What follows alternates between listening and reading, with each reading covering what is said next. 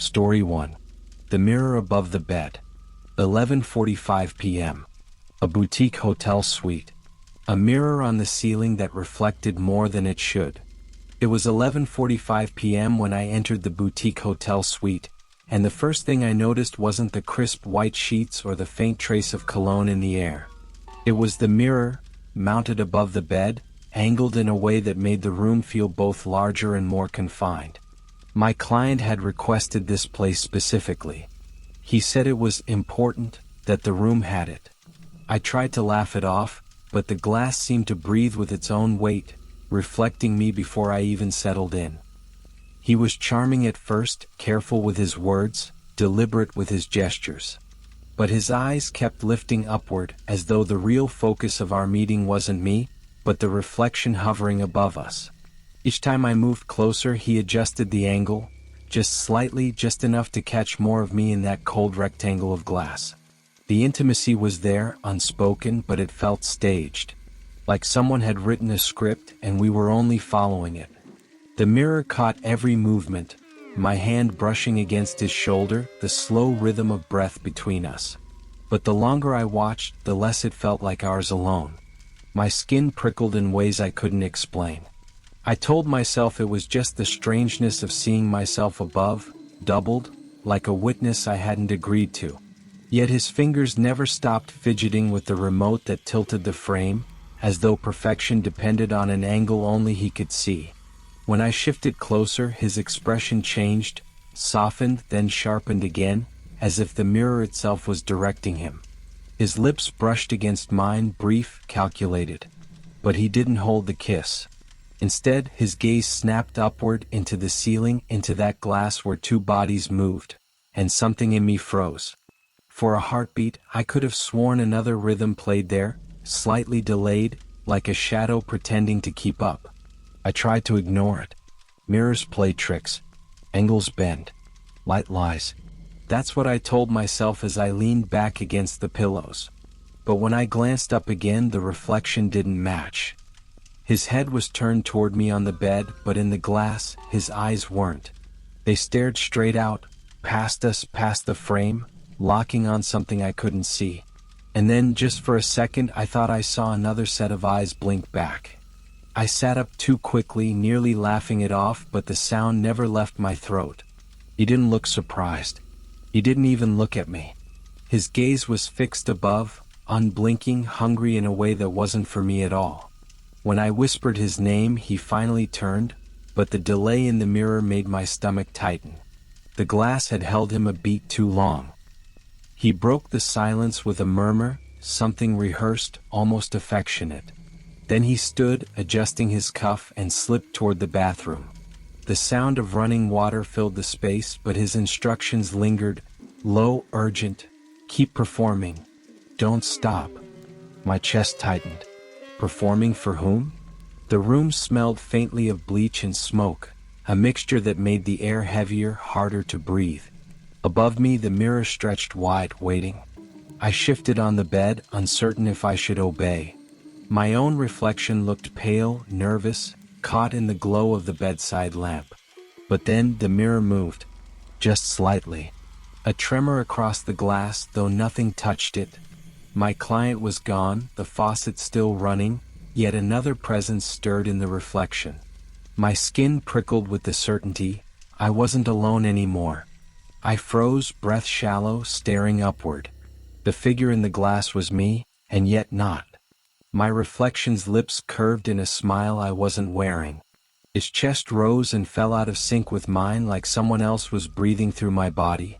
Every instinct screamed to look away, but the mirror held me in place, my own eyes betraying me. The faucet kept running. I could still hear him behind the bathroom door. But in the reflection he had returned. Standing right behind me, close enough that his shadow fell across the bed. My pulse hammered. I dared to whisper his name, soft, desperate, but no answer came. Only the sound of water and the vision of a hand, his hand, resting on my shoulder where nothing touched me.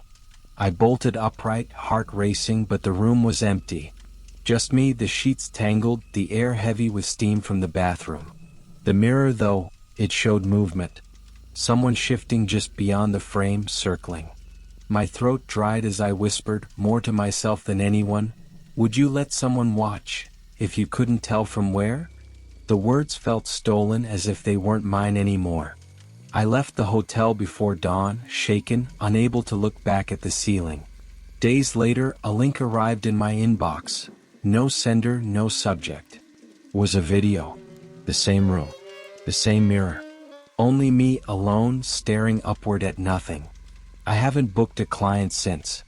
I can't sleep under glass anymore. And sometimes in the half-light, I wonder if I'm still being watched. Story 2. The locked minibar. At 2 a.m., inside a luxury hotel suite, the only thing between me and him was a locked minibar fridge. It was 2:03 a.m. when I heard the soft click of the suite door behind me. I had been in hotel rooms before, but never one this expensive, never one so polished it felt like I didn't belong. The curtains were half drawn, letting the city's lights breathe in thin stripes across the carpet. And in the corner, humming faintly, was the minibar fridge, its door sealed with a tiny lock, like something worth protecting was inside. He was older, precise in his movements, and carried himself like someone who didn't waste words. He smiled, but it didn't reach his eyes. "Before anything happens," he said, placing his jacket carefully over a chair, "a toast." The way he looked at me made it less of a suggestion and more of a requirement. He gestured toward the minibar, still locked, as if I should have known it would matter.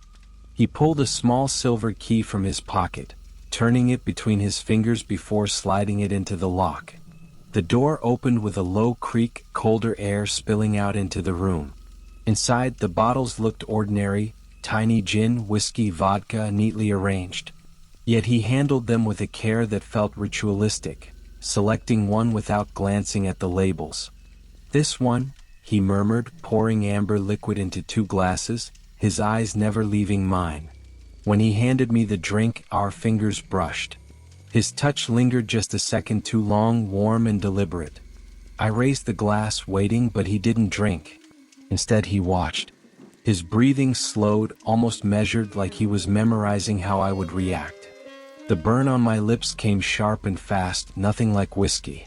My throat tightened as the liquid settled heavy in my stomach. His smile widened, and only then did he lift his own glass. I tried to laugh it off, to blame the strange taste on some exotic brand. But within minutes, my head felt heavier, the edges of the room softening in and out of focus. The hum of the fridge grew louder, like it had moved closer. I set the glass down, but he slid it back toward me, tilting it just enough that I had to steady it with my hand. His eyes flicked to my throat as I swallowed, like he was checking a box. "Strong, isn't it?" he said lightly, though the way he leaned forward felt more like a test. His cologne, something sharp and metallic, clung to the air between us. My palms had started to sweat, and I realized I hadn't seen him drink at all. The glass in his hand was still full, untouched. When I pointed this out, he only chuckled, set his glass aside, and reached to close the minibar door with deliberate calm. The latch clicked, sharper than it should have been, followed by the metallic twist of the lock. He slipped the tiny key back into his pocket, patting it like something precious. My chest tightened. For a second I thought it was just the alcohol, until I noticed the faint reflection in the glass panel of the minibar. My phone was inside, lying flat on the bottom shelf. I had never put it there. I pushed back my chair, dizzy, trying to steady my balance. How did you?" My words stumbled out, slurred from the burn in my veins. He only smiled, slow and controlled, as if this moment had been rehearsed. The silence of the room pressed hard against my ears, broken only by the steady hum of the fridge. He didn't answer my question. Instead, he leaned back in his seat, watching me sweat, watching me sway. I reached for the fridge, but his hand landed on mine before I could touch it. Firm, unyielding, yet deceptively gentle. "No," he whispered, the word almost tender. My pulse jumped beneath his fingers, heat rising to my face. The closeness was suffocating. His breath brushing my cheek, his stare drilling past every excuse I tried to form. I couldn't tell if he wanted me afraid or obedient. Maybe both. The dizziness deepened, a slow spin that pulled the room sideways. I gripped the table, but the wood felt slick beneath my palms as if coated in oil. He rose from his chair with deliberate calm, pacing once around me. I felt his presence more than I saw him, each step a pressure on my chest. When he stopped behind me, the air thickened. I held my breath, waiting, every nerve awake. The sound came sudden, the fridge rattling as if something inside had shifted.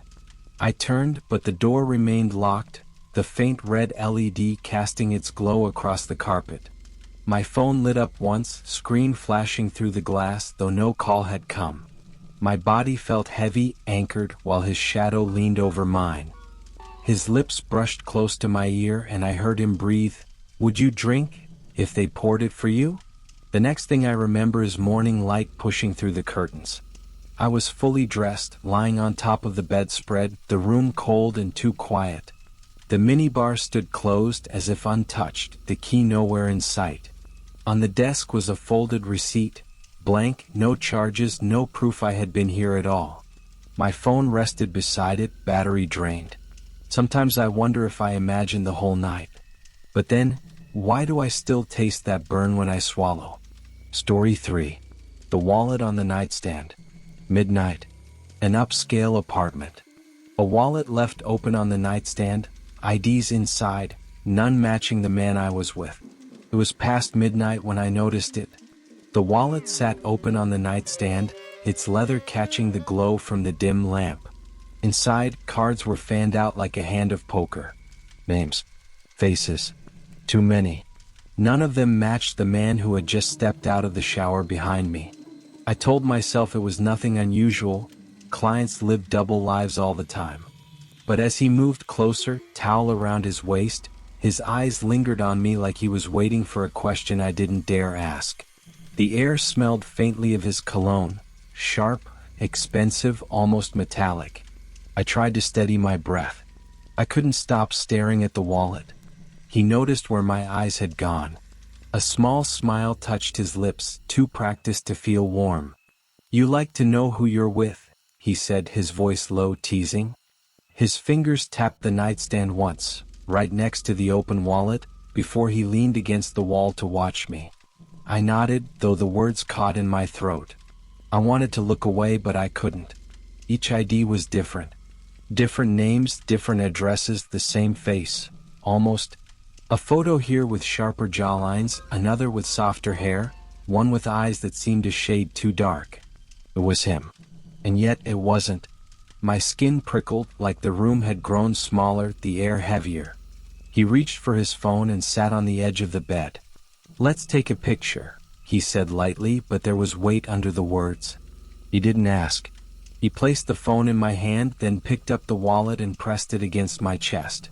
"Hold it." Just like that. His touch lingered. A moment too long, his eyes steady, expectant. The camera clicked. His arm draped across my shoulder, casual, almost intimate.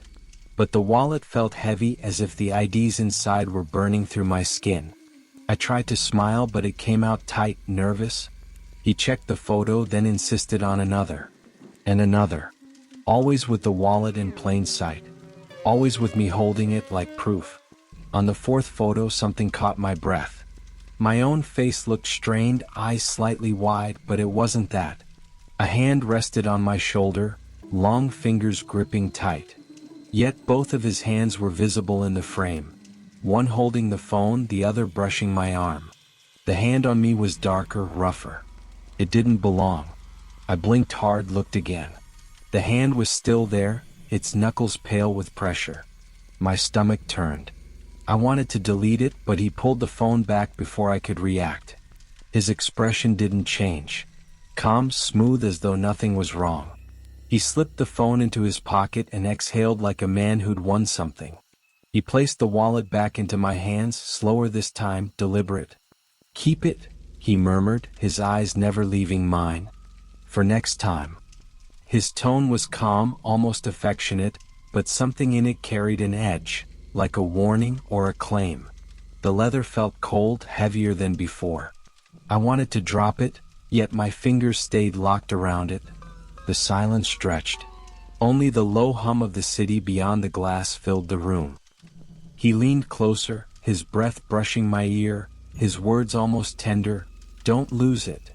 I could feel the heat of him beside me, but the weight of the wallet was what anchored me, what pinned me in place.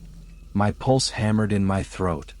He left before dawn, the apartment door shutting softly behind him. The wallet was still in my bag where I had stuffed it, untouched, like it might burn through the fabric if I dared open it again. For 2 days I didn't.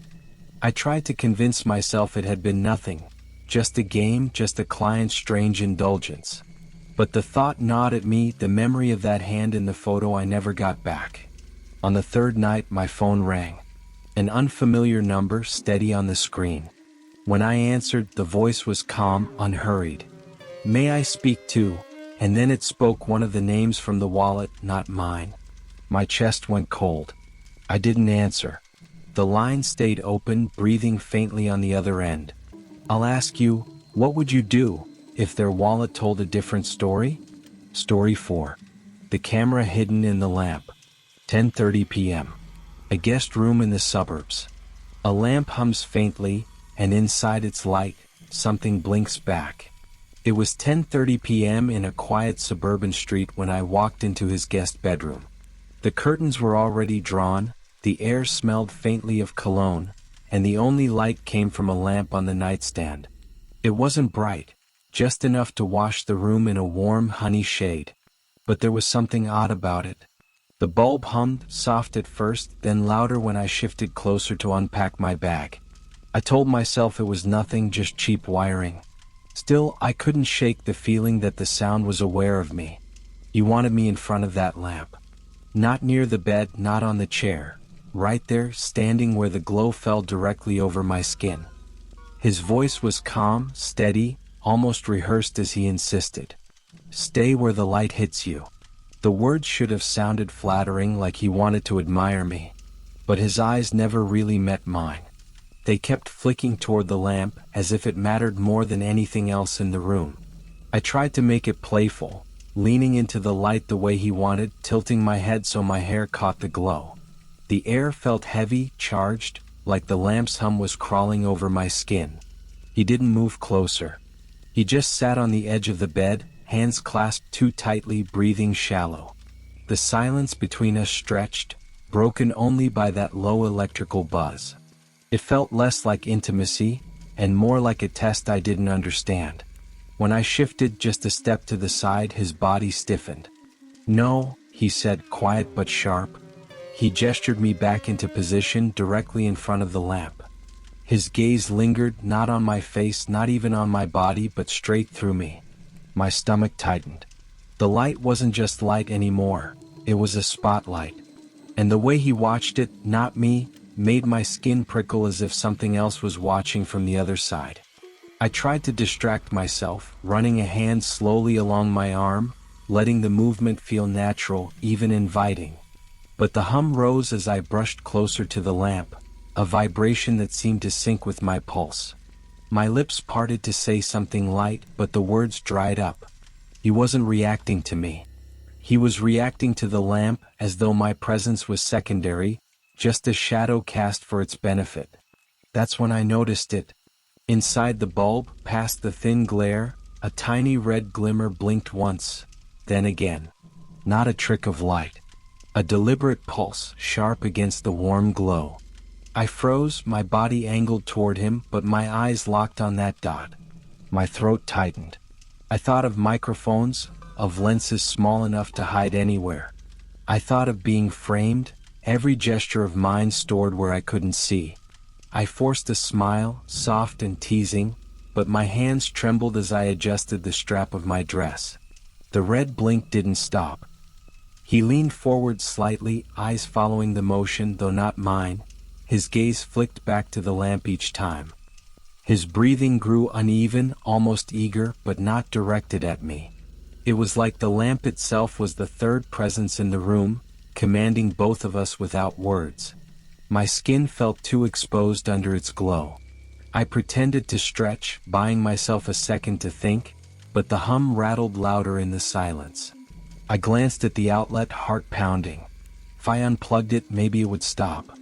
Maybe the moment would reset, and this strange script we'd fallen into would break apart. Whispered something about the heat, trying to excuse myself as I reached down toward the cord. The cord slid free from the wall with a faint scrape. The room sank into half dark, only the muted glow of the streetlight pressing through the curtains. Relief should have followed, but it didn't. My breath hitched when I turned back. The red dot was still there, blinking. Slow, steady, unbothered by the loss of power. It glared through the glass like an unblinking eye that refused to close. He didn't flinch, didn't gasp, didn't move. His shoulders relaxed, almost in satisfaction, as if this was exactly what he wanted me to see. I felt the weight of silence pressing harder than before, broken only by that silent pulse of red. My chest tightened, heat and dread knotted together. I wanted to ask him, "What is that?" But my voice never came. I was too afraid of his answer. Too afraid he might not answer at all. I left before dawn, inventing an excuse, heart racing as I gathered my things. He didn't stop me. He only sat there in the darkened room, the lamp still glowing faintly though it shouldn't have, that red eye flashing with each step I took toward the door. I didn't look back when I left the house. I didn't dare. But I carried the weight of that dot with me, like it had burned itself into the back of my eyelids. Weeks later, a video surfaced online. Same room. Same lamp. Different woman. She stood in that glow exactly as I had, shifting under its hum, unaware. I shut my laptop with shaking hands, bile rising in my throat. My reflection in the screen lingered longer than it should have, staring back with an expression I didn't recognize. Would you notice, if the lamp was watching? Story 5. The key under the pillow. 1 a.m. in a hotel room. You reach under your pillow expecting nothing, only to feel something cold, hard, and hidden. It was past 1 a.m. when I finally lay back on the stiff hotel bed, the hum of the air conditioner rattling like a tired engine. The sheets smelled faintly of bleach, that sterile kind of clean that never masks what came before. I reached for the pillow, shifting it slightly, and felt something hard press against my palm. Not the remote, not the usual folded card. A key. Cold. Heavy. Hidden there. He noticed my pause. The client, sharp suit jacket now slung over the chair, shoes lined neatly beneath it, watched me with an almost amused calm. His eyes were steady, deliberate. He leaned closer, his voice low enough to make the small room feel smaller. Found it already?